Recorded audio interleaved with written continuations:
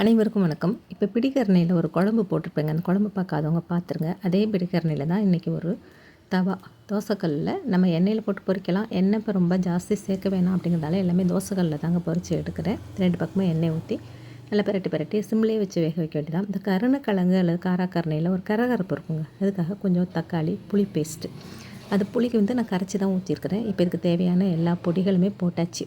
வத்தல் பொடி, கரம் மசாலா, மஞ்சத்தூள், அடுத்தது கடலை மாவு, என்னென்ன மாவு நீங்கள் போடுறீங்களோ, அரிசி மாவு, கார்ன்ஃப்ளவர், கொஞ்சம் எண்ணெய், உப்பு, அடுத்தது கொஞ்சம் கருவேப்பிலை. இந்த கருவேப்பிலையிலையும் நிறைய மருத்துவ குணங்கள் இருக்கிறதாலங்க நான் எல்லாத்தையுமே கொஞ்சம் கொஞ்சம் போட்டு விட்றது.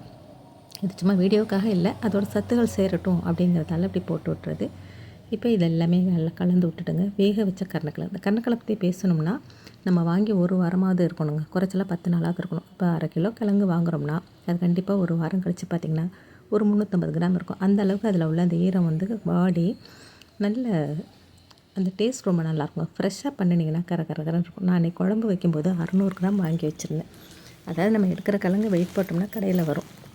600 கிராம் இருந்தது. என்கிட்ட ஒரு வேயிங் மிஷின் இருக்குது. அதில் பார்த்தோம்னா 400 கிராம் தாங்க இருந்துச்சு. அன்றைக்கி அந்த குழம்பு நான் வச்சேன் பார்த்தீங்களா, அந்த குழம்பு பார்க்காதவங்க பார்த்துருங்க. பெரிய வீடியோ போட்டாலும் ஓட மாட்டேங்குது. அதனால் குட்டி குட்டியாக போட்டோன்னு பார்க்குறேன்.